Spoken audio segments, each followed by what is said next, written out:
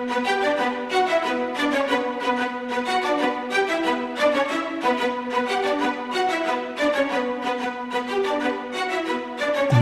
Network presents Football Time. Hey, and welcome to the Football Time podcast. We're here for our college football preview series. With us, as always, is Dynamite David. We're about to get into the Big 12 and the ACC. A couple more national championship hopes in these two conferences. Some interesting teams in these two conferences. Very interesting middles, I'd say. I think there's a lot of sort of parity there in the middle. At the top, I think there are some elite teams, but in that middle, I think could be some very interesting games and very interesting win totals that we'll get into. Yeah, two teams I really like in these conferences. One of my highest ranked power rating teams in one of these conferences, and another team I really like to get to the playoffs. But then, like you said, once we get to the middle of these conferences, there's a lot of play up and down for either teams. Once we get into the season, it's going to be really interesting to see how it plays out. Yeah, definitely. So, all right, we're going to start out in the Big 12, and we'll start out with one of those teams that's probably going to hover around the middle, the Baylor Bears, sitting at 5.5 wins on the season. Interesting team, the Baylor Bears. Dave Arienda comes into his second season here. Very big defensive coordinator, but he takes over. And he had a struggling year last year. I probably knocked that off a little bit, but I'm curious your feeling on the Baylor Bears here. I'm not, looking at their schedule, I think they could potentially start out 3-0. Yeah. But then looking past that, I really struggle to see very many, if any, wins further down the line. I think they're very early in this rebuilding process, and I think it's going to take 3 to 4 years for Dave Aranda to get his players and his system fully lined up there. So my big, game I've really got circled on their schedule is that game against BYU. Yeah. I'm interested to see what BYU ends up like. And that really could be the difference maker in them. I don't have them winning a whole lot. I've got them going just 4 wins. 4 wins. I just think their schedule, it starts out really easy, but then, at Oklahoma State, Iowa State, they at least get West Virginia at home. They don't have to make that long trip to West Virginia, which we've always talked about as a big struggle. But I can't find many wins on their schedule, and I think it's going to be at least another year before they make a jump. Yeah, I like them a slightly bit better than you. I have them at 7 wins. I'm not like holding steady on that. That would not be just because I have them like 2 over the win total. I think this team has a very high variance. It sort of depends how they've retooled since Matt Rule has left. If their defense can really play well, which is what you'd think they'd be able to do offensively, I think this team will probably be a really, really poor offensively, probably really basic sort of offensively. But I think defensively, if they have the playmakers there, they may be able to win some games. You talked about their schedule early. I see no reason why they should not start out 3-0. If they aren't starting out 3-0, the win total over is definitely not going to hit. But you mentioned that BYU game. I think that's a real wild card. West Virginia coming there, that's a definite wild card. And then you have that end of the season at Kansas State, Texas Tech. We talked about it in the open, such high variance. So I trust that their defense will be really good, really good. I don't know if they have the players to do that, but I trust that Dave can get the players in there that will make them an elite defense and will be able to win enough games to push this over. But it's not something I'm really, really high on, especially if this offense doesn't have any improvement off of last year. That I think they could be really, really poor and struggling to win games. So very interesting team, Baylor. I got them at 7 wins. What did you have them at? 4 wins? I've got them at 4, so I'm taking the under there, easily under the under. Yeah, it probably depends what they can do at home. If they have a good home field advantage, they might be able to sort of tick some of those middle tier teams. If they don't, then there's no telling where they will end up. All right, let's move on past Baylor and to the favorite here to get to the Big 12 championship game. We're going to go with Iowa State, a big, hefty, 9-win total here. Iowa State probably had a whole lot of expectations the last couple of years. I feel like a little bit disappointed. It seems like Matt Campbell always comes into the season with high expectations, and then they start off a little slow. And then by the end of the year, you're like, oh, they're playing really well. So interesting team here, Iowa State. I thought Brock Purdy, who got hyped up a whole lot last year, you don't know how much that was COVID, but I didn't think he played all that great last year. I thought he dropped a little bit. So I think really hitting this number at 10 is going to be what kind of quarterback Brock Purdy. Is he going to be okay? Has he plateaued since his sort of freshman year, or has he, progressed? And last year was just a write-off, and this team gets better. What do you think of Iowa State? Well, you talk about them starting off slow and then picking up steam as the season goes on. I think their schedule actually helps them with that. 6-0 is their start for sure. I see all of those games as wins.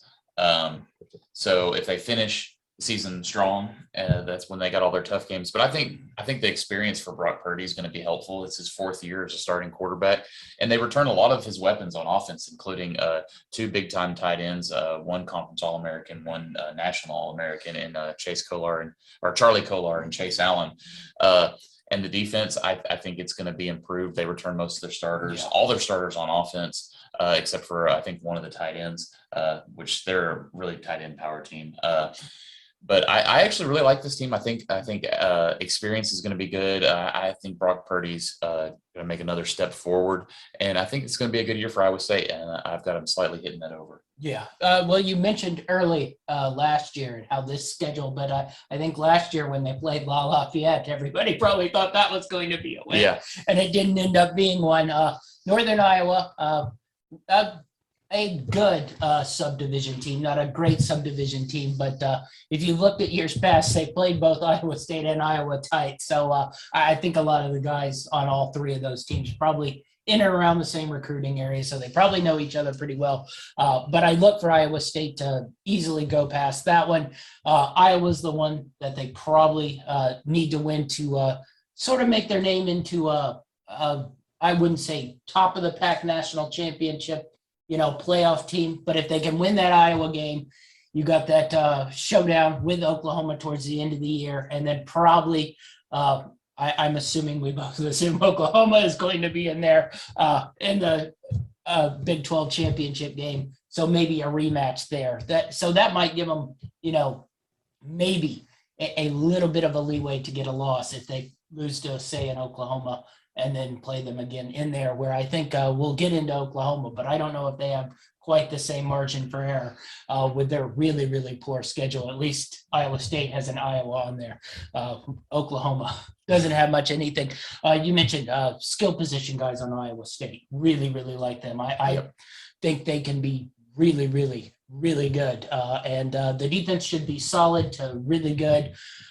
It's always a little weird, though. Sometimes they give up big plays, which is what has cost them. And we mentioned the plateau of Purdy. I'm not as huge on Matt Campbell as everyone else seems to be, certainly ESPN. But anyway, I think he's a solid coach. But I don't think he's not one of my favorite coaches in the Big 12. I think there are a couple guys that I like much better in the Big 12 than Matt Campbell. But I had them going under just on 8 wins. I don't know if that Iowa game. Yeah, I thought you mentioned it, that at West Virginia game on October 30th. We that feels like a nooner in Morgantown. We all of a sudden Iowa State is down 15 to start the second quarter, and you're like, they're in for a game. And then that stretch at the end of the year, I think is very interesting, at Oklahoma and then TCU, who we probably both think will be in or near the top of the Big 12. So that closing stretch there, at West Virginia, Texas, at Texas Tech, at Oklahoma, at TCU. That's a pretty big gauntlet there. TCU's at home. Yes, but that's a tough gauntlet to run through. Certainly in the 3-4 game stretch of at West Virginia, then Texas comes to you, at Texas Tech, at Oklahoma. Even though I think we both will not give Texas Tech a lot of love here, but still got to go down there. Not always that fun. So you got 8 wins. I got 10. I got them just on the over there, getting over that 9.5. I think 10 is the the bottom for this team. I think they could potentially be higher. I think they could be right there in the conversation. But I we'll see when it comes to that Oklahoma matchup. Yeah. They have a plus 300 to win the conference. There's a little value I see there because I marked about maybe 4 teams that could theoretically be in the Big 12 championship game. One you should probably just pencil in as already there, with 3 battling for that next. I hovered around. Any love for the plus 300 on the Big 12? No, not really. Yeah. I don't think it's quite that good enough to take a stab at it. And then national championship odds. I think this is the first one we really discussed. Plus 4,000. Is it in there to maybe take a wing in there? I could see them maybe making the playoff. Yes. They'd have to beat Oklahoma. I don't see them winning in the playoffs if they get there. But it could happen. Yeah. But I'd want a little bit more value than I don't. the 4,000. Yeah, I'd probably want something like 8 to 10,000. Yes, I'd want in the at least 60 to 1 range to really sort of whet my appetite. 40 to 1 just doesn't seem to hit it when you need a win over Iowa and you need at least 1 win over Oklahoma, maybe 2, and then you're not even there to the national championship game. You're going to probably have to beat some combination of a Alabama, Texas A&M, Clemson, Ohio State, in there. Yeah. So that value I don't think is there. Your value probably is to just bet the money line every game if you think they're going to make the national championship. But we'll move on to the complete and polar opposite. Oh, exciting team here. Yeah. Kansas. I put other than coaching, not sure who is good. Great coaching hire, I think, albeit late in the year. So not much of a spring practice there coming in. I'm a big Lance Leipold fan. Yes. I think he did a really good job in Buffalo. I think we said this is the second Buffalo coach. The thing is, Turner Gill was at Buffalo and sort of turned them Buffalo around and got them winning games. Kansas hired him, and 4 years later, Kansas was not very good and still winless. And Turner Gill is hovering around the assistants world once again, but really do like Lance Leopold, but there is just not much here. And what was sort of good here transferred to other places. I go by the receiver that was there that ended up at Florida State. Yeah. I sadly, I don't do this very often, but at 1.5 wins, I put under 1.5 wins. I'm going to agree with you there. And I honestly put 0 wins on their schedule. I know everybody thinks that South Dakota is a hand me, but South Dakota is a very, very good subdivision team. And quite frankly, they probably have better talent than Kansas does. Yeah, so, unfortunately for Lance Leipold's situation that he's coming into here, I think everyone's on this understanding though that this is definitely a full rebuild. So I think he's going to be definitely, at least this season and next season, be given a little bit of a grace period to get his system in play and get his players and his recruits. But outside of that South Dakota game, I don't see a win on this schedule. Yeah. Unless just something crazy happens. Maybe at Duke. Duke is going to be really down this year. I put 3 possible chances to get wins. I put South Dakota at Duke, and then I put Texas Tech at home.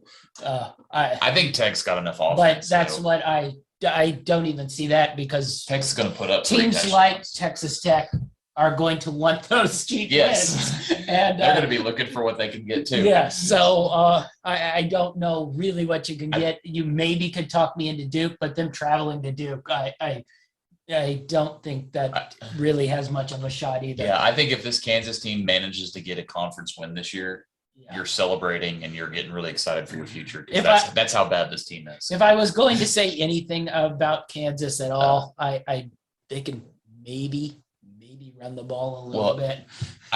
They were 110th in the country last year in most ratings, so not even a top top 100 team in a Power 5 And conference. I say maybe run the ball. That's based on Lance Leopold being able to run the ball at Buffalo for numerous amounts of years. But they will try to make the game as ugly as possible Yes. to stay in it, but that schedule is just brutal. yeah, not much to like there.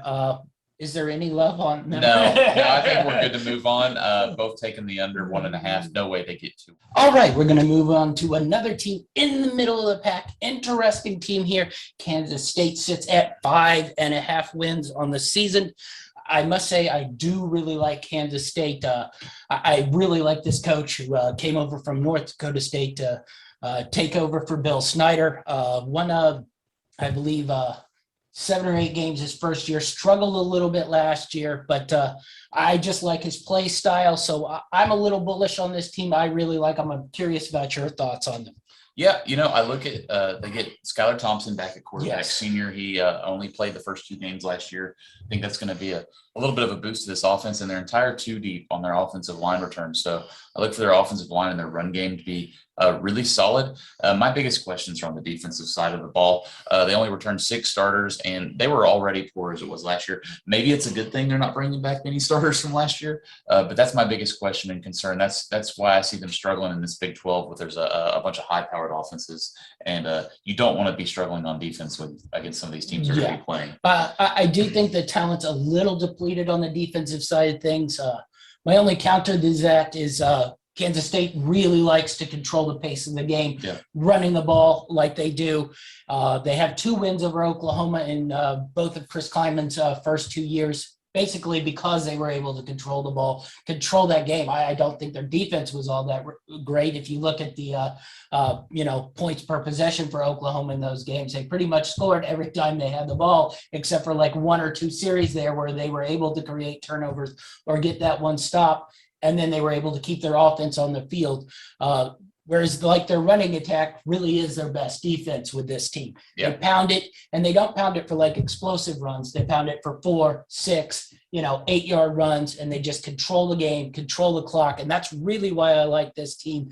And I think they can be a little better than they were last year. You mentioned the injury to their quarterback and a true freshman came in there who really was not probably ready for that jump up, especially in an offense like this, where it's a lot of nuance and a lot of different North Dakota State. If you've looked at their history, put NFL quarterbacks in there. So their type of offense is a similar pro style type offense. That's sort of hard to grasp, especially for a true freshman who's not, a really, really high recruited true freshman. Yeah, the other thing I see that it's going to be tough for them to get past is just the beginning of this schedule. The front half was pretty rough. Opening the game against Stanford, that's a big time. I think that's a toss-up game. They definitely, I think, have the skill to win it. But if you drop that one, after you get past Southern Illinois, you've got Nevada, Oklahoma State, and then Oklahoma, which is a gauntlet right there. Yes. Those 3 games are going to be really tough. I'm big on Nevada. So I don't know. I don't think defensively this team is ready to go on a run, but I think their offense could be solid, and maybe that's enough. Yeah, I think that Stanford game's probably a bellwether for both teams. I think you'll see who will probably have a good year, possibly could go on and win 7, 8 games, and who probably will hover around that 4 to 6 win territory between those two sort of similar teams, similar styles of play as well. So that one's very, very interesting. You mentioned the gauntlet of Nevada, Oklahoma State, Oklahoma, week off, Iowa State. That's a brutal one going in there, but they have had Oklahoma's number, and then they get that bye week, and Iowa State comes to them. If they're in and around, they do finish nicely at Kansas State, West Virginia, Baylor coming there, and then at Texas to sort of close the season. So it'll be interesting where this team fits. They are at about 4,000 to win the conference. Any love there? Do you think they could sneak into that championship game? No, I've actually got them on the under here. I've got them at most winning 5 games. I'm not as big on this team as you are. So I'm going to take the under plus 110. I think that's some good juice. I'm like, yeah, I like the over on this team. I think they're sort of a constant overachiever here. And I think they could get to that maybe about 7 win mark here. All right, let's move on to the big boys in Oklahoma here. 11 wins on the under over. So that gives them no margin of error on your bet here. If they lose a game, you're pushing. And if they lose more than one game, you're under. So the offense, as you know, will be good. Pretty much whatever Lincoln Riley puts in there will be good. Couple question marks for me on this Oklahoma side. Rattler, I'm not in love with, even with the numbers. I think he's a little jittery in that pocket, a little turnover prone. And then defensively, now everyone says it's improved, but I think we've been hearing that tune since about Bob Stoops' 5th year as coach. And every year we hear Oklahoma's defense has improved. And then there are 2 or 3 games a year where we watch them give up 50 points and get gashed on the run. So what are your feelings on Oklahoma here? Yeah, defensively, secondary is a little questionable, but I think this team is loaded with talent, especially on the offensive side of the ball. Their offensive line is probably one of the highest rated in the country, in my opinion. They bring in Robert Congle, a transfer from Arizona, who's already got 24 starts under his belt. Stole a couple of my balls, and starting offensive lineman Wanye Morris, who had 19 starts at Tennessee. They also went and got Eric Gray at running back. I think he's going to be a solid guy for them as well. Anything less than a playoff appearance for this Oklahoma team is going to be a disappointment. So a lot of pressure here, but I think they're going to come through, and I don't see them losing a game. I've got them winning all 12. Yeah, I had them just under on 10. Now that wouldn't be a bet I would make, but when you make your win total where you have no margin for error in over/under win totals, I don't take the over. I take what I think they're going to win. And, so I think this is the best team they've had in a while, and I see the defense improving a little bit. Yes. So I thought it was. I'm buying the hype a little bit. I will say I thought it was better last year, but that being said, they still lost to Kansas State because they couldn't stop their run game. So, and they also lost to Texas because Texas gashed them for about 40 billion points as well. So, we hear it every year. Their defense is improved. We'll see if it's really improved. I think the thing we have not mentioned is of the top teams, this is probably easily the easiest schedule there is. They get Iowa State at home. They literally play no one. I assume they probably thought Nebraska was a team with a pulse when they scheduled them. And now I'm not sure they're actually better than Tulane. The at Tulane game might be the more tricky game for them than Nebraska at home. But otherwise, I don't see a lot of trip ups here. Their schedule's really, really easy. The ones I saw end of the year, at Oklahoma State, I think we have to take Kansas State seriously versus them since they have not been beating them yet. And then, the Texas game is always the Texas game. But that was about the only trip ups. I think we both think the TCU talent probably is hovering around there, but it being in Oklahoma, I don't know how much of love there. And then the Iowa State also is coming to Oklahoma. So, really I think we pencil in their tough games in the Big 12. Iowa State, TCU, Oklahoma State, 2 of those are at home. So nice little bounce there for Oklahoma. So we're both bullish on them. We'll definitely see them in the Big 12 championship game. Minus 150 to win conference. I'm not taking any team at minus 150, but I think the one that's a little bit there, 8-1 to win the national championship. I think they're definitely a playoff team. Yes. Unless they slip up and lose a couple of games, I think they could potentially even make the playoffs with 1 loss if they win the Big 12 championship game. Just because the talent's going to be there and everyone's going to love watching them. So I think that could be solid. Now they've always had to have those they've always got the 4 seed when they've made the playoffs. They've always got the really tough SEC matchup when they get there. But we'll see what happens. 8-1 is not bad for a team that I think is more than likely one of the top 4 teams in the country. I see a little value there because if you truly probably wrote down a list of teams you think can actually win the national championship, I don't know if you could put 8 total teams down there. There are probably about 5 or 6 that, if you're truly honest with yourself, could really win the national championship. So I see a little value there. The things that would hurt it, we mentioned their easy schedule. You said they might be able to get away with a 1 loss. I think it would be very difficult unless that loss was to a Big 12 team that they then came back and won. Say an Iowa State. Yes. If they lost it, an Iowa State and then came back and thrashed them in that Big 12 championship game, I think they probably could maybe make a case. It probably depends, how many teams outside of the Big 12 and how they're doing. But 8-1, little bit of value there. I don't know if I quite grab it, but I do think there's value in that 8-1. For Oklahoma. All right, next up, we're moving to Oklahoma State. All right, Oklahoma State, 7.5 wins here. I have to admit, I'm a little bit down on this Oklahoma State team. Little bit interesting. They're built defensively. I don't know when we could say Oklahoma State has ever been built defensively. They've always had some solid defensive players, but very interesting that there are questions really pretty much at every skill position on the offensive side of the ball for Oklahoma. Well, yeah, they only bring back 5 starters on offense. The quarterback is inconsistent, and he's one of the starters. Well, he's one of the returners. Yes. Spencer Sanders. So he's one of the lone bright spots on offense. But I think, this Oklahoma State team, they're kind of they're making a comeback from where they tried a little experiment where they were going to be this defensive powerhouse. They tried to change up their philosophy. And then Gundy was just like, no, we're going back to our offensive firepower. So I think they're trying to rebuild that style back. And I just don't think they're quite there yet. But they do churn out great wide receivers in this program.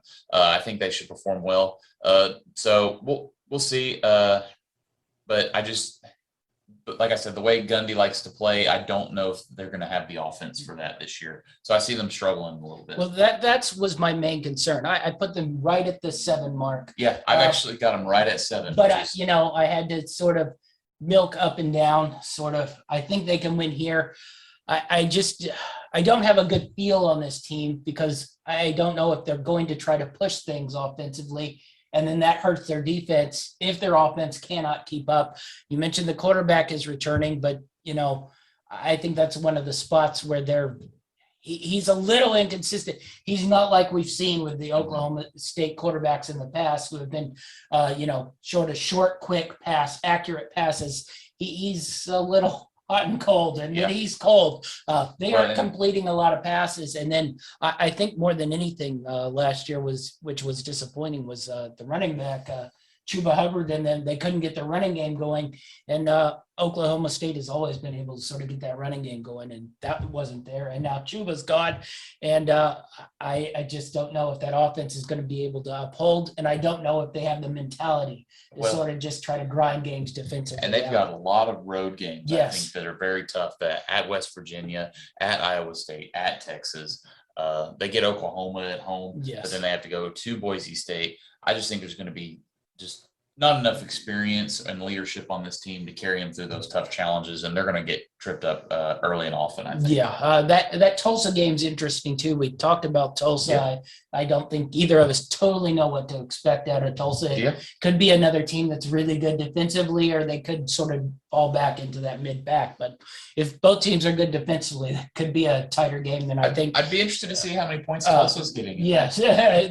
I think that could be a tighter game than we think, but we'll see how Tulsa season plays out, and we'll see how Oklahoma State season plays out. All right, next up, TCU.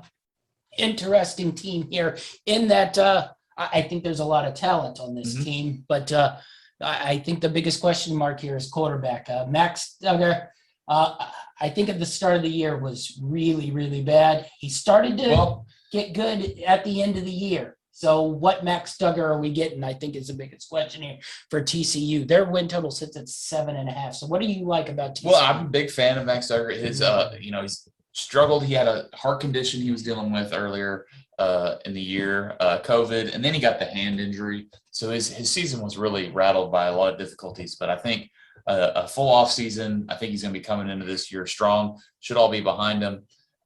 I've got him number 2 in the conference at the quarterback position, right behind Spencer Rattler. I think he's that good. I actually really like this TCU team. Again, another tough road schedule. They got to go to Oklahoma and Oklahoma State and Iowa State. Also K-State too. So, all those tough games to get them over the hump are all on the road. But I think they can take care of business on the rest of the schedule. So I've actually got them going over. I've got them at 8 wins. Yes, I have them at 8 wins as well. That first part of their schedule is really going to determine that California, SMU, little stretch there.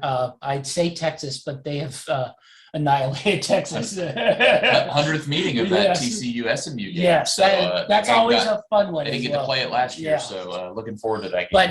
But I'm bullish on them. I honestly, if Duggar does improve like he did towards the end of the year, and he sort of makes that jump like Trevion Boykin did, where he was sort of inconsistent, and then all of a sudden the next 2 years, he was completing passes, because I do think the skill position guys on the offense are really there.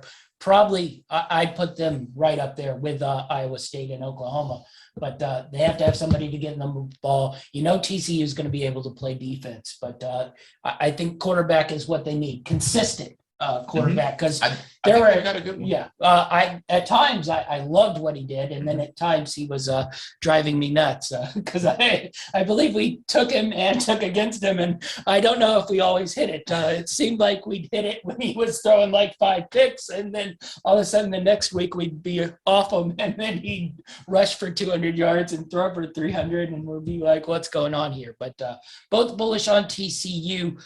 Interesting conference odds here. 14-1 to win the conference. What are your thoughts on that one? I think they've got too many tough games on the road to truly be there, so I wouldn't take a dip in that. I think the value's there, but I wouldn't put it as a value. If they could get to that championship game, then I protect that bet, because I don't know if they can quite hang with Oklahoma.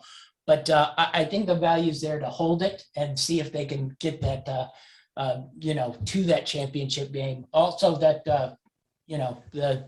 the SMU and California game there back-to-back don't really factor into their conference. So maybe if they get off to a bad start, find their way in their conference, they might still be okay depending on how Iowa State's season unfolds overall. But so we're both bullish on TCU. Next up, we have Texas Longhorns. So new coach again, Steve Sarkisian comes in there.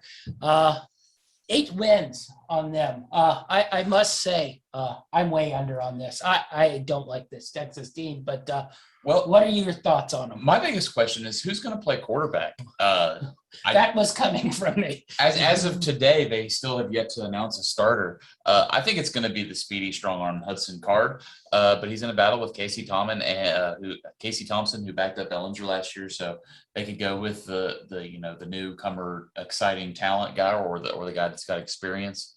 They got a solid defensive line, but secondary is going to have some issues. But they really need that leader to step up. Ellinger was the guy for that team for 3 years. It wasn't amazing, but he led that team and carried them to a couple of wins. So they're going to have someone step up at that quarterback position, especially for Steve Sarkisian's offense, the way he likes to play. So I just don't see it happening in year one. Yeah, I'm really down on this team. Ellinger is probably not the greatest quarterback of all time, but he carried Texas to really not a lot of wins. But when they won, was because of him. So you take him away, I don't know what this team is. You did mention they have some good players on the defensive line, good players on the offensive line. You expect that, but I think what's hurt them is really these skill position guys. They haven't hit on any of them in a long, long time. There haven't been great skill position guys coming out of Texas really since Mac Brown was there pretty much. And I'm really down on them. I thought their schedule was pretty difficult. I only saw 4 wins in this schedule. I won't get on too much of a high horse, but I don't think Sarkisian is a very good head coach. I think we saw that at Washington. He was not that good. I don't know about head coach. He can call plays. So. Yes, but he's no longer calling plays. Somebody else is calling plays. He's the head coach, and we've had experience with him at Washington, who he was not good at. USC, he was not good at. And he was the offensive coordinator at Atlanta, and you can go ask Matt Ryan what he thought of. So other than the greatness at Alabama when he was playing with a pretty much NFL team over there. I just don't know how great a coach he is. I'm a little curious of the firing and then hiring of Steve Sarkisian. Like, that is a level jump when just 3 or 4 years ago, I think we were all quite in love with Tom Herman as well. I'm going to give him a little bit more credit than you. I'm going to give him, I think they can get to 7 wins, but they're definitely not going to hit the over. Yeah. I mean, I could see them winning 7 games, but I think I gave a lot of the 50-50 games probably on the other side of that. They have some tough road games there. You mentioned the opening game with Louisiana Lafayette will be very difficult. It'll be interesting to see what this Arkansas team is going to Arkansas. Anyone who remembers the Southwest Conference, that was a pretty big rivalry back in the day.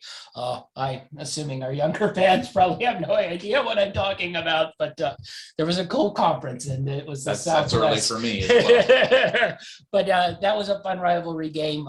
Arkansas looked a little better last year. I don't know if that continues, but interesting game there. And then at TCU, at Baylor, at Iowa State, at West Virginia, and of course the Oklahoma game. Those are all really, really difficult games. So I'm a little down on Texas.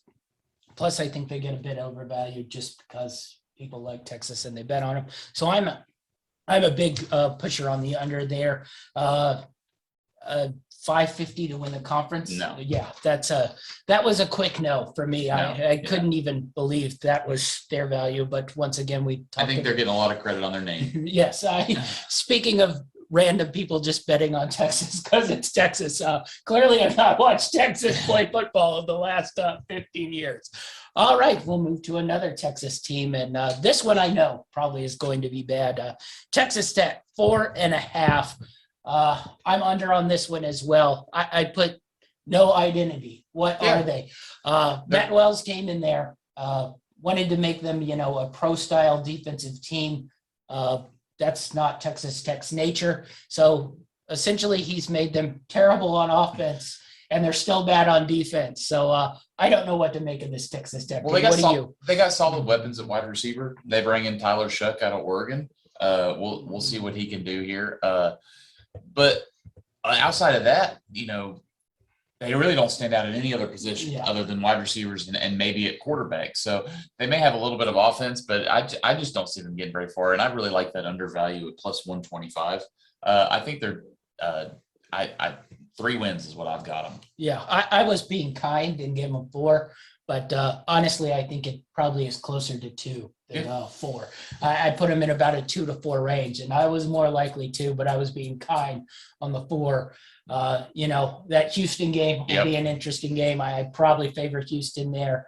FIU probably a win there, but I'm not giving this team any wins. But then other than Kansas after that, what else do they get? Yeah, I was not giving them much, and they brought in Sonny Cumbie, the former Texas Tech quarterback, master of the air raid, after Wells was going to go away from that, and it seems like it's coming back. And a little bit wonders if he might have just hired his replacement. Well, that's what I was going to say. I was going to ask you, do you think Wells survives the year? Probably depends how they start. That Houston game, very, very big.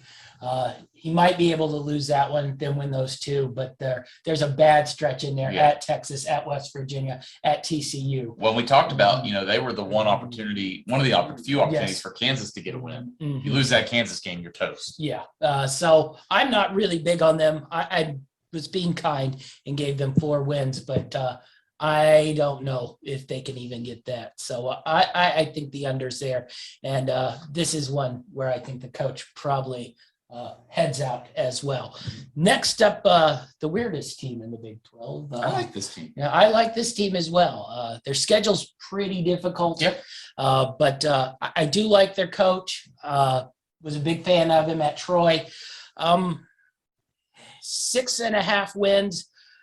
I worry about the offense would be my biggest question with this team. So what are your thoughts on West Virginia here? Yeah, biggest thing for me, I love this West Virginia defense. Yes. I think I took their defense in a few unders and some spreads last year, made some money on them.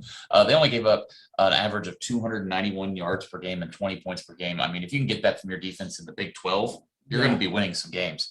Now they did lose Darius Stills and Tony Fields, the number one tackler on the team.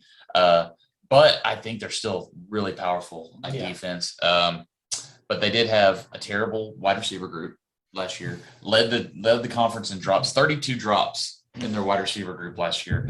Now we talk about their home field advantage is huge in this Big 12. Everyone has to come out and play them. Sometimes, most of the time, there's those early noon games where they have to travel to them time zones. So it's an early morning game for whoever's coming to them. And a tough place to play as well, Morgantown. Always not a fun place to go. So I really like their home field advantage. So I've got them going slightly over here. I think they're a good solid 7 to 8 win team here. I wanted to put them at 7 to 8. My problem was I'm a little worried early on about this schedule. If they get down, where is their head out? I don't think it's probably a little early to start pushing on Neil Brown's job, but West Virginia is one of those crazy schools who thinks they should always be in the top 10, and they probably should always be hovering around the top 25. And at Maryland, Virginia, at Oklahoma, that could be a 1-3 start. I assume they can beat Long Island. And if that's where it hits, their offense, is poor once again. The defense is trying to carry them and making them in these ugly, ugly games. I just worry where their head comes out in that middle part of the schedule where they need to get some wins. But I put them just under at 6, but I very easily could see them winning like 8 games as well. Mm-hmm. If this offense makes an improvement in the jump in there. All right. I think that does. I think that does it for the Big 12. Overall, what's your pick to win the Big 12? It's Oklahoma, no question. I think this is the best team they've had in about 3 or 4 years since. So I like this Oklahoma team. Yeah, I find it very difficult for Oklahoma not to come away with the Big 12 conference. I think it's possible that maybe a TCU pop in there, but I don't know if they can beat Oklahoma in the championship game overall. All right, let's move on to the ACC. All right, let's start out with Boston College. Their number sits at 7.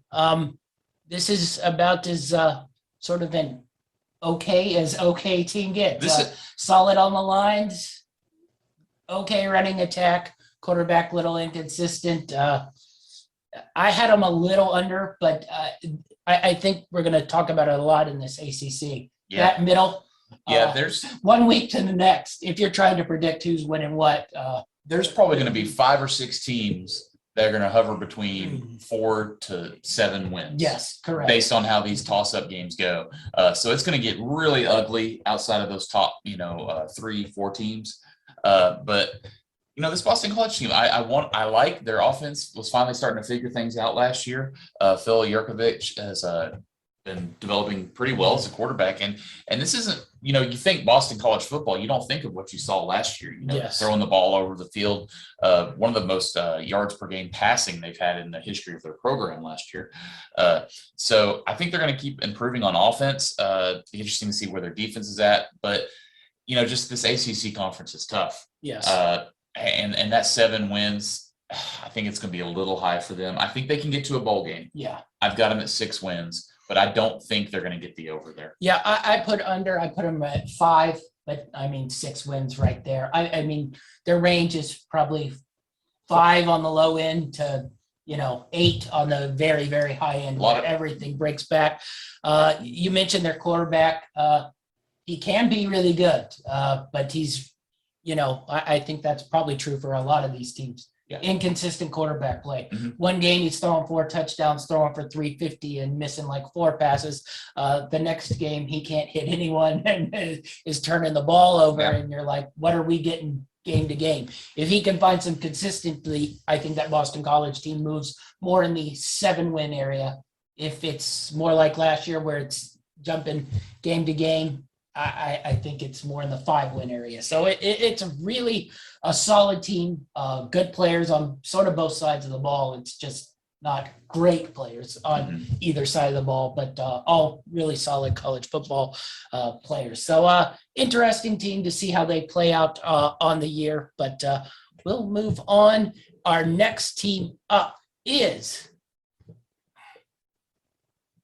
Clemson Tigers, and this one doesn't give you any margin for error. Yeah, you've already been giving me some flack over my pick here. That would be 11.5 wins, which means they have to go undefeated to cover this over under. I went under.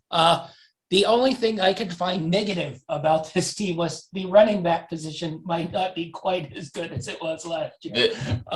The rest is all going to be very, very good. It will be very, very difficult to find teams to beat Clemson. So I think, what the biggest challenge to this Clemson team is just keeping focus throughout the year. They're far and away the most talented team in the ACC. This is my number 1 power ranked team in the country. I like them better than anybody. I've got them as my preseason number 1. This defense reminds me of their defense from years back when they won a national championship. I think that was the key to their national championship. Now they did lose Trevor Lawrence, but DJ Uiagalelei is like, well, he's going to be your next number 1 pick in 2 years. I think he's barely a step back at quarterback. Yes. I mean, now Trevor Lawrence is more of a once in a few decades, but this guy, he's already going to be one of the best quarterbacks in the country. Yes. So you talk about the run game, but I think the advantage they have here is, we talk about that keeping focus. Their toughest game of the year is the first game of the year, that Georgia game. But I think they're going to take care of that one too. So I'm actually taking the over. I don't see Clemson losing. I think they're going to ride this season out and get to the playoffs and see who they match up with. Yeah. I know you can't take that 12. I would not take it. I'm not betting the under, but I damn sure would not be betting the over because you get no error and Ukulele gets hurt. There's a COVID scare. You're just ruined.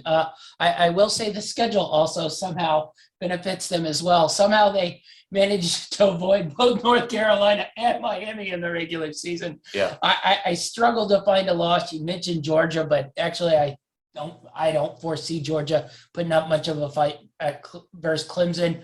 The only one I can say is at Syracuse, and that's because for some reason they've had a very difficult time for Syracuse under the Dabo Sweeney era. And I believe they lost to Syracuse once up there. And then they had I'm not losing to this. Yes. So other than that, maybe a tricky one at Pittsburgh where it might be a little cold in October, but the weather doesn't even quite hit there yet. And then, at Louisville, November 6th, we'll see what Louisville has. But overall, everything seems to be working their way into this team being a easy playoff team right now. Yeah. We're going to go minus 2,000 to win their division. Any love on taking the minus? The only love I have is the 350 for national champions. That's gold champion. I think that's the only value you're going to get there. But no question, Clemson's winning the ACC. Yes. Minus 835 to win their conference. So there's not even a chance to really bet on that. Plus 350, probably okay value. Your money's probably best just betting them though at 350 money line every game of the season than actually betting the plus 350 overall to win the national championship. Next up, Duke. Probably going to hover down the bottom of the ACC. 3.5 is their over. I have them barely going over at 4, but that's because I'm being kind to David Cutcliffe. I really like Cut, but I don't think they have the quarterback play. Will be interesting. They lost a lot of talent on defense, so I don't know quite what's there. But if somebody can make a nobody a quarterback, it's probably David Cutcliffe. So, well, I'm interested to see what happens. He's handing over play calling to offensive coordinator Jeff Ferris, who was their wide receiver tight ends coach. So offense could be a little different here. Maybe I'm not sure that's a plus, by the way. Well, maybe Cut can spend a little bit more time with the quarterbacks. I'm not sure. This team may be better than last year. I don't really see a whole lot that leads me to believe that, unless they can just develop somebody at quarterback, like you said. But they can run the ball. That's about all they have going for them right now. And I just, through this ACC gauntlet, I've got them at 3 wins. I'm going to take the under plus 100. Well, I put them at 4, and that's basically the season. At Charlotte, North Carolina A&T, Northwestern, and then Kansas. See, I don't know about Northwestern. Yeah, I will say they have been able to beat Northwestern in the battle of the brain schools. But those were much better Duke teams that have been beating Northwestern. So, I mean, the chance for 3 to 4 wins is those 4, because then all of a sudden it gets very, very difficult. At North Carolina, Georgia Tech, at Virginia, at Wake Forest, Pittsburgh, at Virginia Tech, Louisville, Miami. The problem is it seems like every home game is teams they aren't going to be capable of beating. And then the road games that they might be teams could win are just going to be difficult to win. So I don't know if we put David Cutcliffe on the hot seat, but he is starting to get up there in age. He's been around a long time.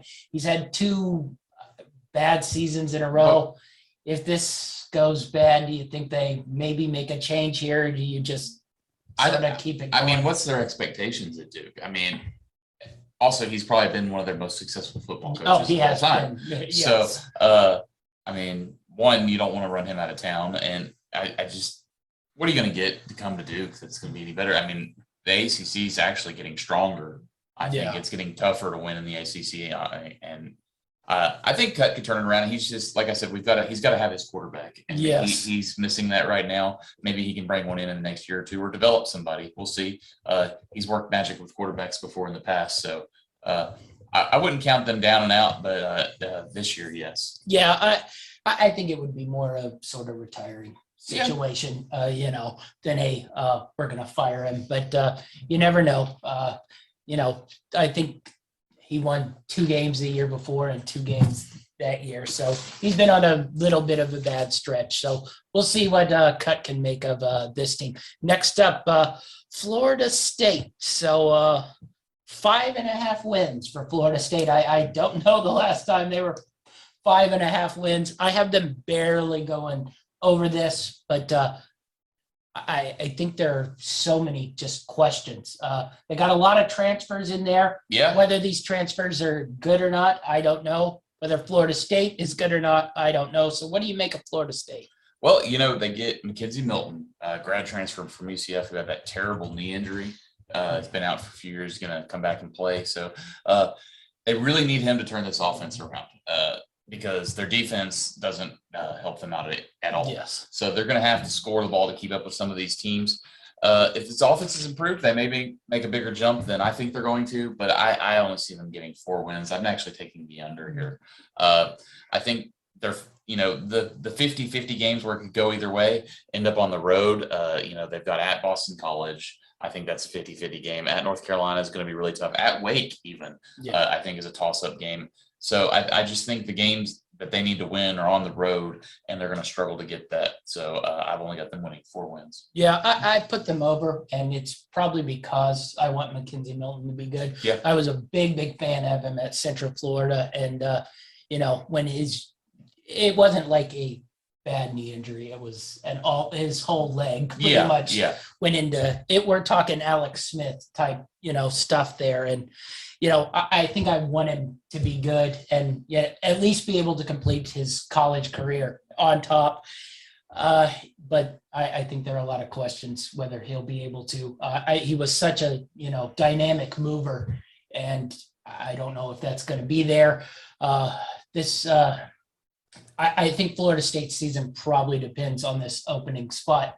They need to win a couple of these games early because I think we've seen it the last couple of years. Once this ship starts sinking, this team sort of tunes out and quits.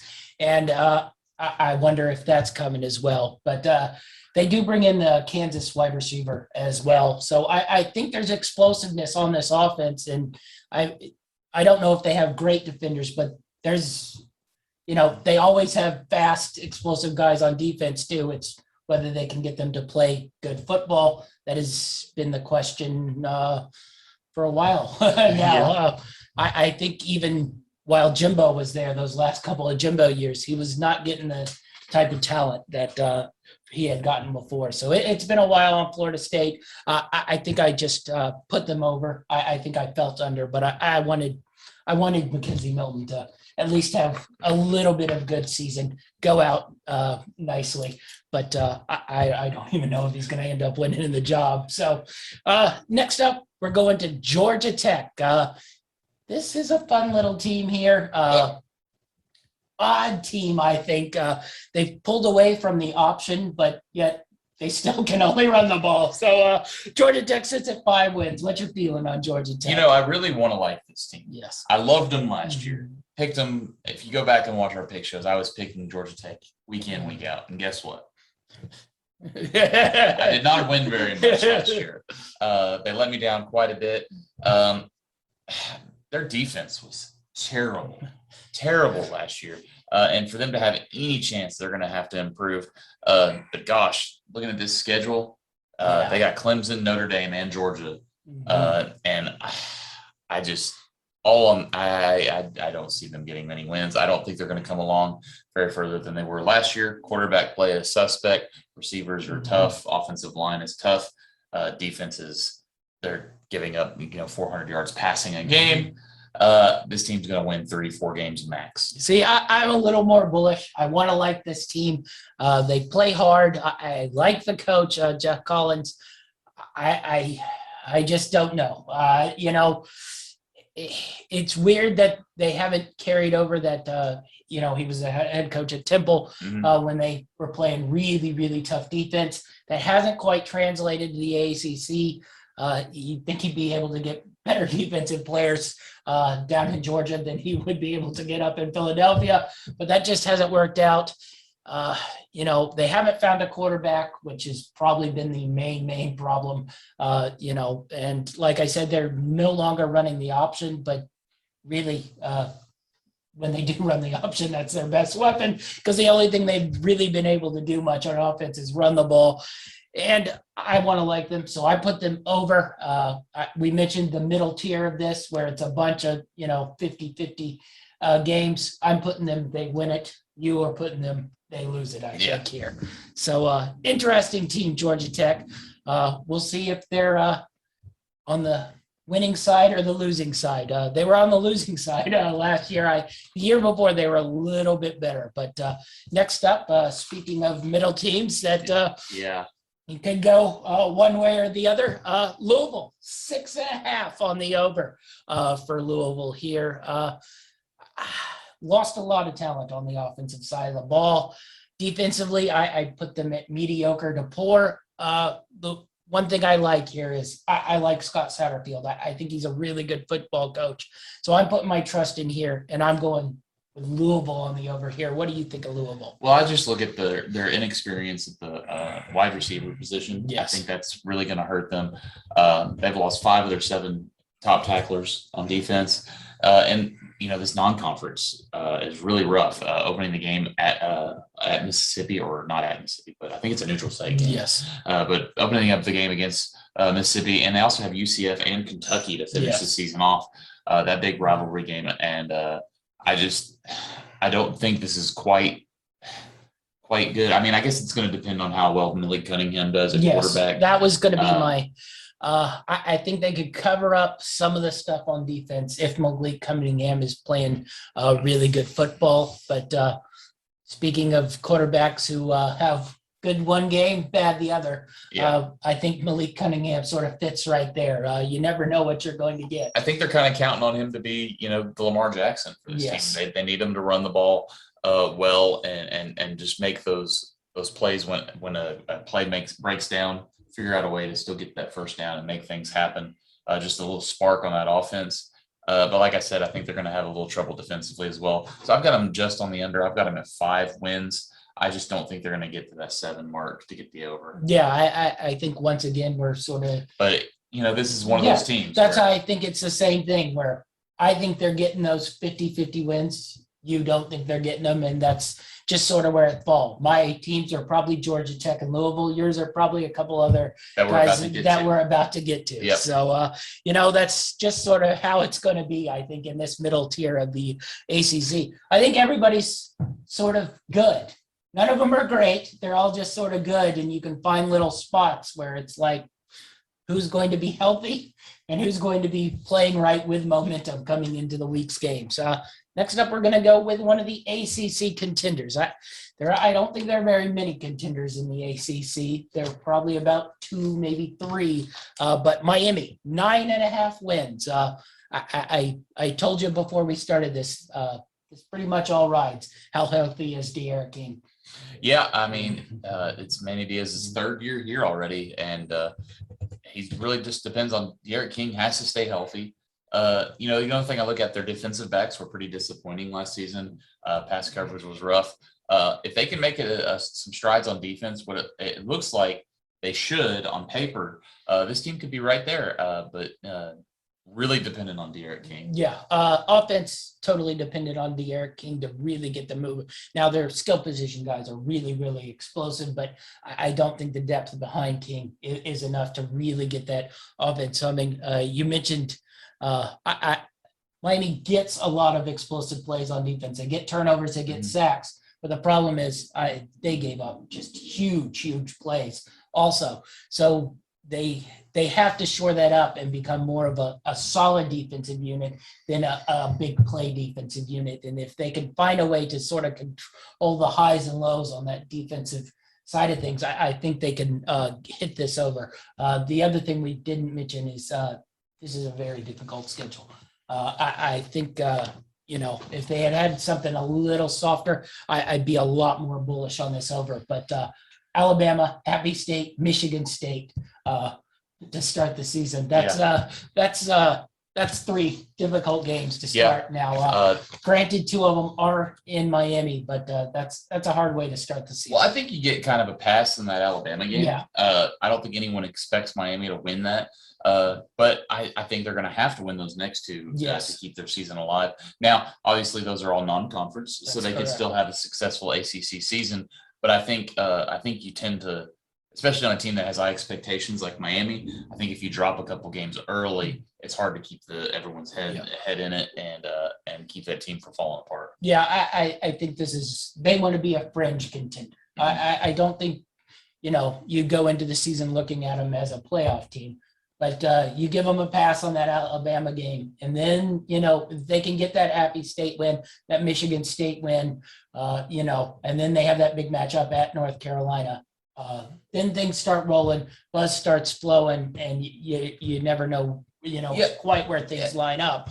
But, you maybe drop that Appy State game, and I'm assuming that is going to be a grinded out, game. Michigan State, we'll get to Big Ten next week. I have no clue what to expect from Michigan State. So yeah, I think if they could keep this thing pieced together, getting into the conference schedule, it really could come down to that North Carolina game. That North Carolina because I think Miami and North Carolina are the 2 best teams in that division of this conference. So I think it's going to be one of them playing Clemson in the championship. I think Miami wants to get there, but they do have to go to North Carolina. Yeah.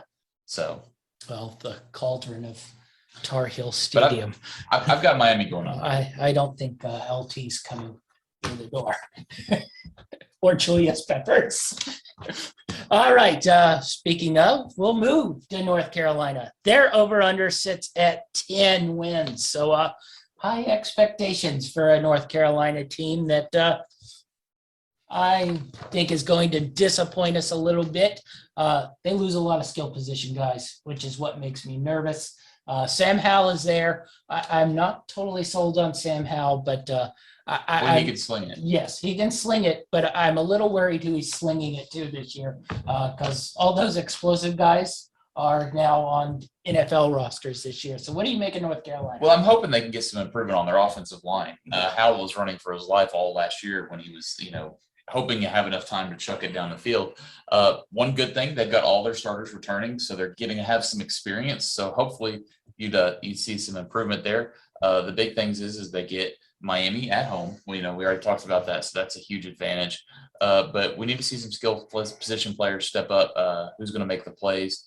But defensively, I like the fact that they've got 10 starters back. Could be a solid defense. Are we worried that those were not great Well, starters last year? If Howell can continue what he was doing last year, you really don't need a whole lot of defense to win these games, especially in the ACC. I'm going to like a lot of overs in their games for sure. Yeah. I got a couple worries here. Per Mac Brown fashion, they always seem to play close games, no matter who they're playing, which always leads to either fun comeback wins or fun comeback losses to, a handful of teams they probably shouldn't be losing to. So that worries me a little bit. And then I have my eye on that opening game at Virginia Tech to start the season on a Friday night. Blacksburg's going to be rocking. So that's a tough one. Conference game at Virginia Tech to start the year. Could be a big statement. Yeah. Because after that, you've got a little bit of a window. Yeah, you got the first half is definitely easier than the back half. So if you can go in and get that big win opening the season, you could be, top 10 team halfway through the year. The other one that gave me a little pause was November 11th in Pittsburgh. My guess is the weather will not be nice in November in Pittsburgh. So I'm a little curious what that's going to look like. Also, I'm assuming that stadium's field will be torn up because it's always torn up in November and December. So a couple games on there that made me a little nervous about North Carolina. That's why I went with the under. I think you're a little more on North Carolina. I'm a little more on Miami. Yeah. I've got North Carolina at 10, so I don't – maybe if I had to pick a side, I would take the over, but I'm gonna give a push here. I think they're a 10-win team. They're gonna be right there. All right, moving on, and middle of the pack ACC here continues. NC State, 6 wins. I'm pretty down on this NC State team. I think their defense is just awful, and they're going to struggle to keep teams in check. Now, I will say they do have some really, really good skill position guys. I'm not totally sold on their quarterback, but other people seem to like him. So I'll give him a chance. But overall, I'm just a little down. I think their defense is going to cost them games. I actually really like this NC State. Do you? I think they're going to be improved across the board. They've got 19 returning starters. Defense should be better. They've got, we've talked about this before with other teams. They've got a lot of 50-50 games. One thing I like about NC State, I think you're going to get a lot of good value picking them against the spread throughout the season. They don't get a lot of love nationally. So I think you're going to be getting some pretty good lines with this NC State team. I think they're going to surprise some people. They play, solid on both sides of the ball. And I think, like I said, it's going to be improved across the board. Yeah, definitely. So interesting game early at Mississippi State. Yeah. I think we'll get a nice sort of line where Mississippi State's at, where NC State's at. It could be a very offensive game if Leach has found a quarterback down there. We might not get a whole lot of stops in that one. But defense just worries me. Doreen been a pretty solid coach the last handful of years. Maybe we could get him back at Northern Illinois to get that program back right. But I think the schedule worried me a little bit too. Tricky games. There's a weird Louisiana Tech game in there that seemed like, why would you schedule them? Just schedule a La Monroe or something instead of a team that's good enough to probably beat you, but gives you no credit if you beat them. And then at Boston College, at Miami, at Florida State, at Wake. That's, we're speaking of those 50-50 games, and those seem to be ones where they're on the road. And this has notoriously not been a very good road team over the years. So I can see where you're coming from, where you're seeing wins, because they do have a lot of skill position guys on offense. Could be a really explosive team on offense. Defense just worries me a little bit about the NC State Wolfpack. All right. This one's an odd one. Pittsburgh. I don't know if their team ever changes over the years. Have some guys that will be good. Solid defensive team. But I just sort of middle of the pack college football team. I don't think anyone expects a 9-win explosion, but I don't think anybody ever expects an under 6 win. So their number is, of course, 7. And sadly, I went push on 7 because I had no clue what to sort of do with this team. I think this Pittsburgh team's coming along slowly but surely. Narduzzi's big on their quarterback, Kenny Pickett. I will say I'm not quite as big. No, well, we haven't seen a whole lot from him yet. Yes. So Narduzzi's insistent that he's going to be an NFL player one day.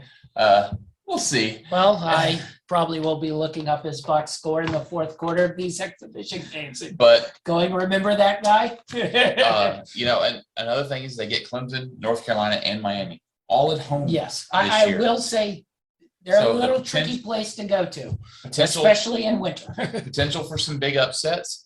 Their defensive front 7 is really good. Secondary, it's solid. But I think their schedule is very favorable. Non-conference, big matchup week 2 against Tennessee, my Vols.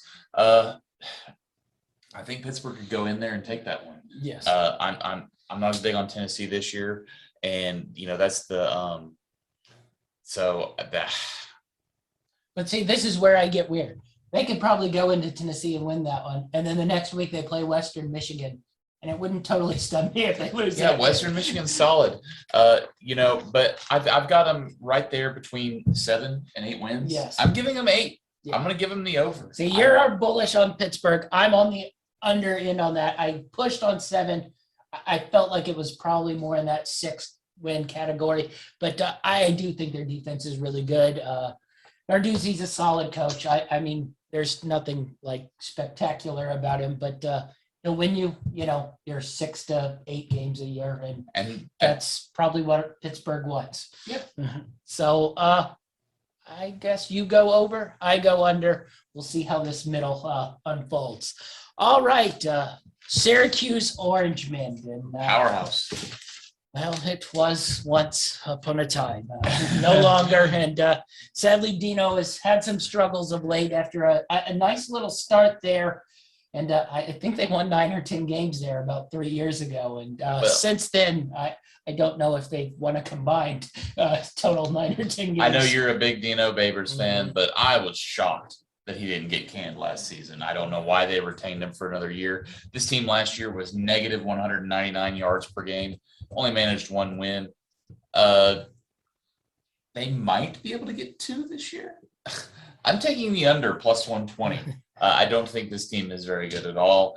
They got some edge pressure, but defense other than that is terrible. Secondary is awful. Just not much going for this team. Nothing really stands out. Yeah, I had put them over on 6 wins, but Yikes. that's Where? That's mostly because I want Dino to keep his job. Albany? Albany. There's a win. I think I gave him Rutgers and Liberty as well. Liberty? Yeah, they're going to the Dome. They're They're going to the Dome on a Friday night. It'll be No. live. I think maybe Rutgers I think and I- Albany. I think That's I it. gave them a lot of home wins, hoping the magic of the Carrier Dome that no longer puts anyone in the stadium comes to life. I admit I'm not betting on the over, just so anybody knows. I really like Dino Babers. I think he's a great offensive coach. It just you don't have players there, you aren't going to win games. He hasn't been able to get players at Syracuse, and they just aren't very good offensively side of the ball. There's some little spunkiness on defense. I wouldn't call it great, but compared to the offensive side of things, the defense looks much, much better, but maybe he can find a little magic here, and maybe there can be something there so he doesn't lose his job after this year. But yes, I would probably have your more style of lean towards the under, but I want him to keep it sharp. So I'm going 6 wins for Syracuse. All right, next up, middle of the pack teams, Virginia sits right at the heart of 6 wins here. So your outlook on Virginia here? Well, I really like Bronco Mendenhall. I was going to say, I want this team to be better than what I've got them.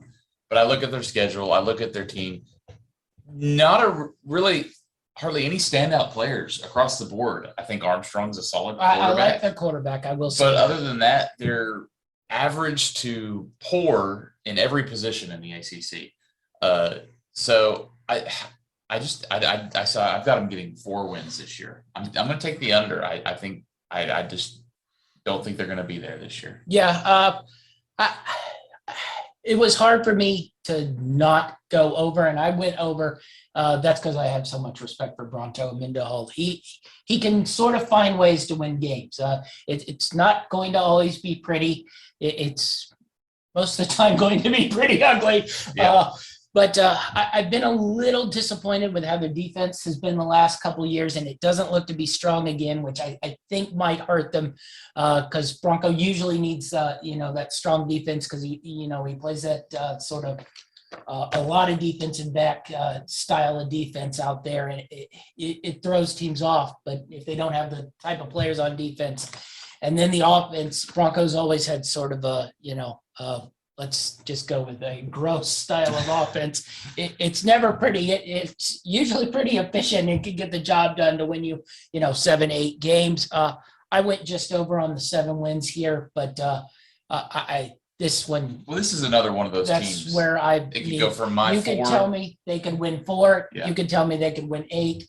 I will say somehow they got the bad end of the stick. They're at North Carolina. They're at Miami. They're at Louisville. And then he scheduled BYU at BYU. When they got Notre Dame. Yes, at Pittsburgh as well. So nothing was really beneficiating them here on the season schedule other than the William and Mary. But William and Mary is actually a good subdivision team. So that could be a tricky opener.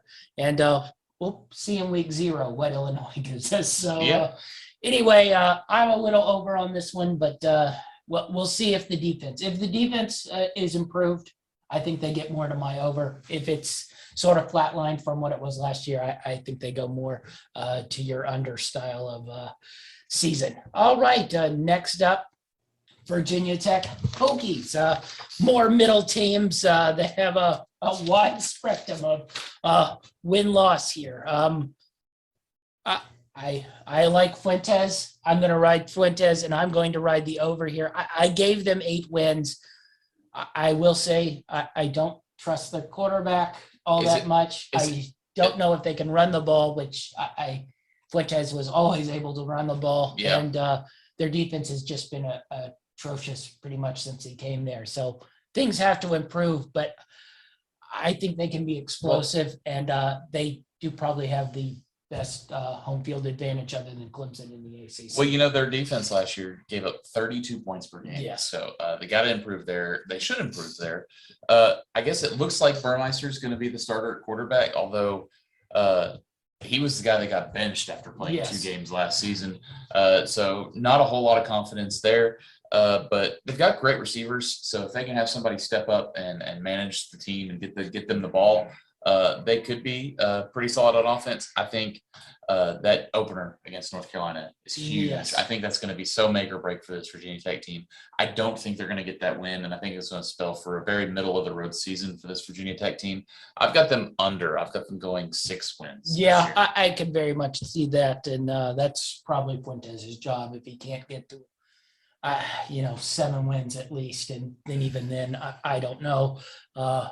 It was probably a bad time to reignite the rivalry with West Virginia because they're going to West Virginia. They probably should have scheduled another cupcake in there. Notre Dame, they're playing Notre Dame. Now that is a home game. So like I said, Blacksburg, tough place to go. But I think we'll get a real fill. If they can get that win versus North Carolina open the season, maybe things start to go right, confidence builds.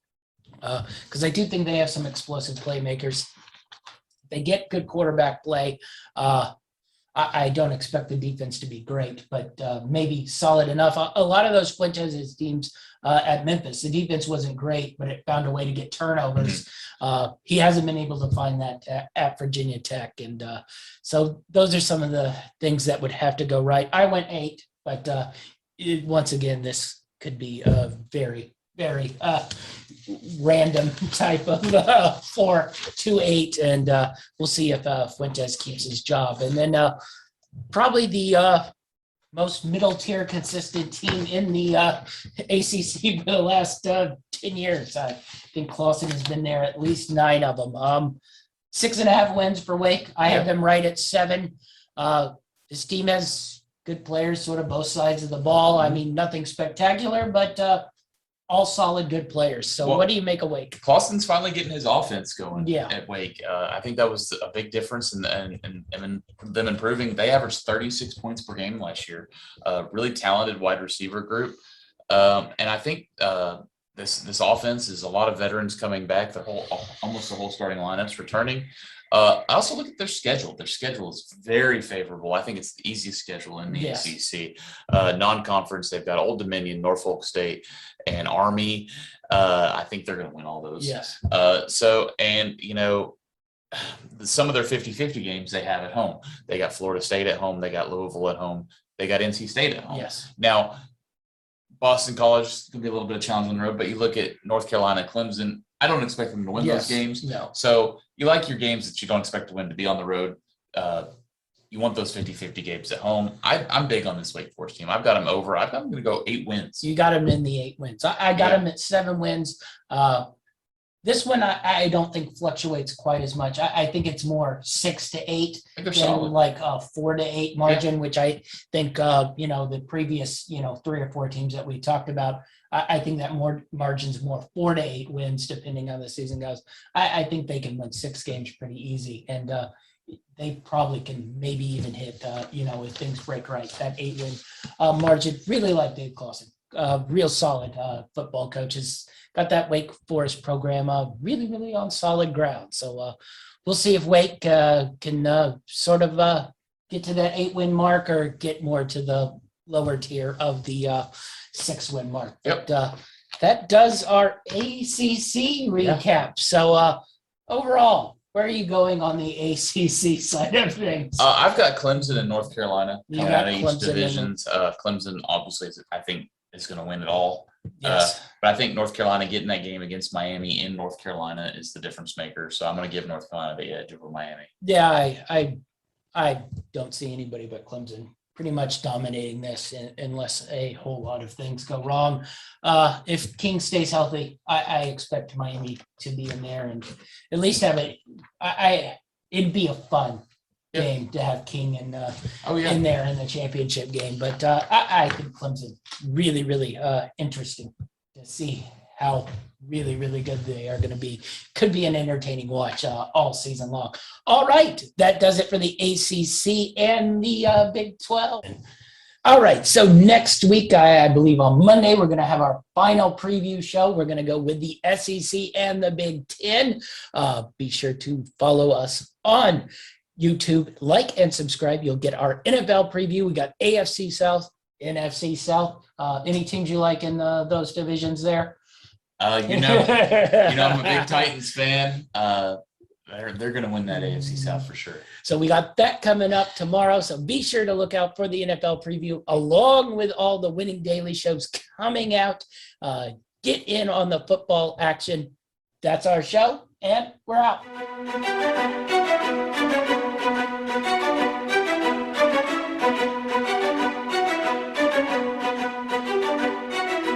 Greenlight Network presents Football Time.